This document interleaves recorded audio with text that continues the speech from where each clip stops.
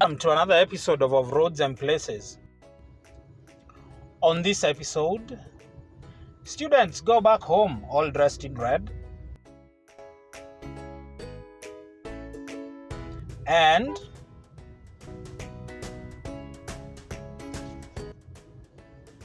we do our best at the Olympics of potholes. So come along as we go from Engineer Town back to the main Naivasha-Nairobi highway, the A104. Journey time is expected to be 42 minutes.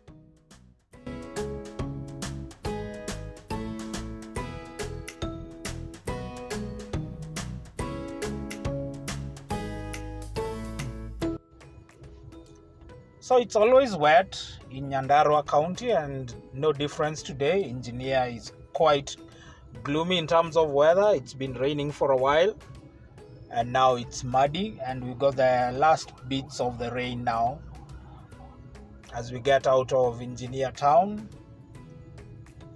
I'm still waiting for anyone to tell me why the town is called Engineer, because I can't seem to find any reference to why it's called Engineer.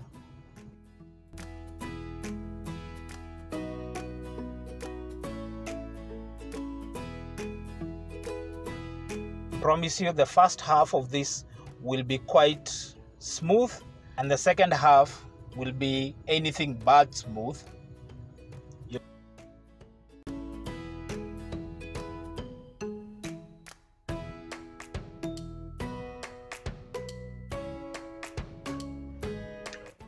So the entry for the largest rumble strips have to be these two sets of rumble strips. I've seen all sorts of things on these rumble strips. I've seen cars stall over them, and I have actually been involved in an accident where I rammed into a car that stalled over the rumble strips.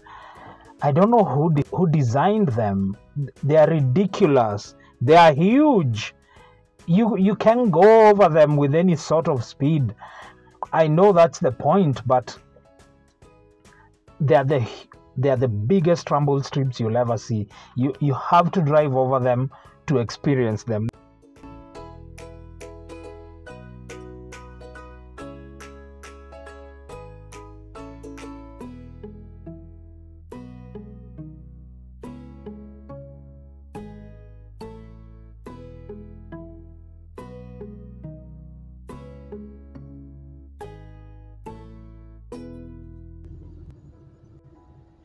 It's good to see that with the age of this road that the maintenance has been quite top-notch. The road markings are still visible, and everything is marked well. Where there are supposed to be signs, there are signs as well.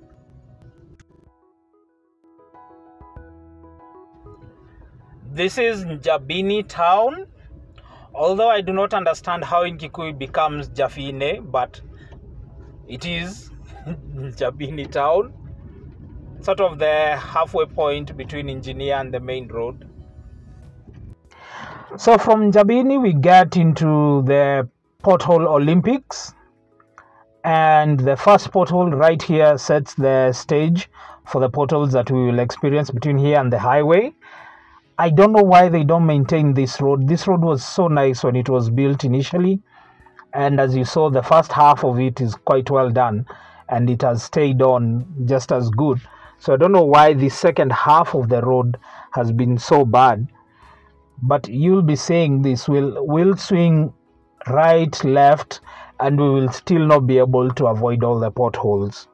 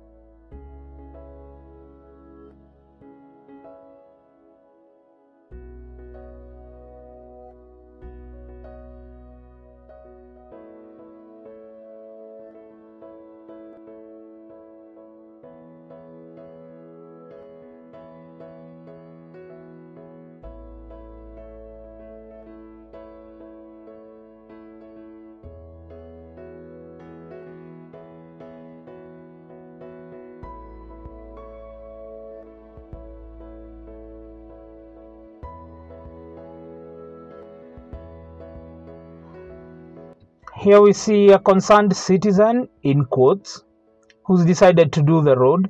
These guys usually will redo the road, fill it up, not the best way, but fill it up, and then usually dig it up later so that they have work the following day, because they get a bit of money from stopping cars, telling them, you need to pay them because they're doing some good job, etc, etc. So from my experience, they never want the pothole to go away. If anything, they'll just make it worse so that they're there for the rest of for eternity until someone comes and sorts it out. Usually they'll just move from one pothole to another one, not particularly making it better, but maybe just for the meanwhile, but never a long-term solution.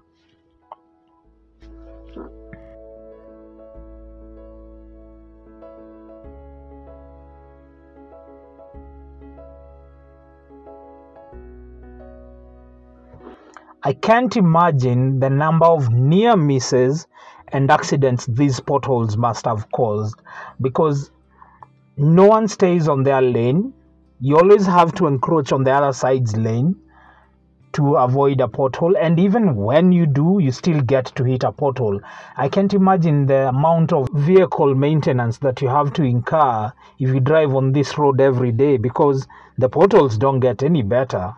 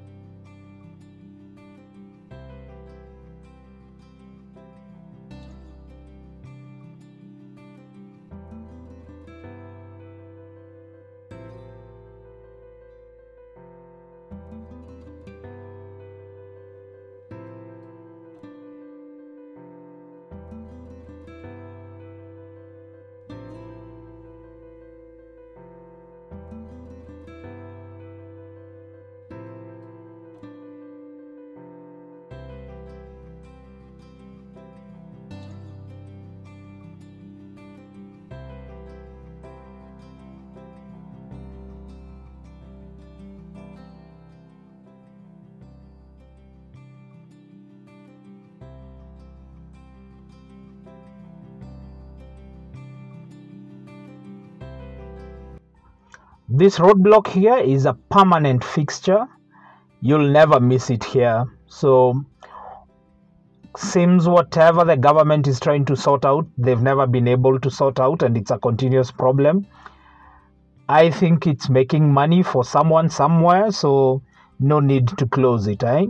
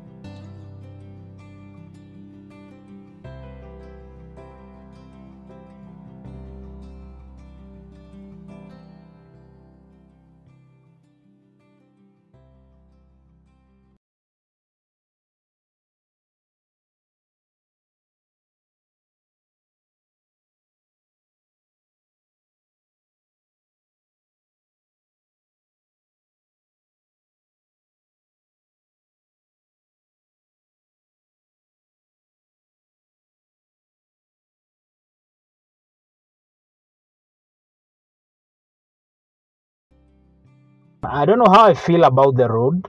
I don't know how you feel about it. I'm always meh about it when I drive on it. And yeah, could be better, could be worse. I have been on the road when it was at its worst, and I have been on it when it was at its best. And now that it is just mediocre, I think I appreciate that we have at least a bit of tarmac. I'm just worried that it's getting worse at a very fast rate, and we might lose any gains we made by having the tarmac in the first place.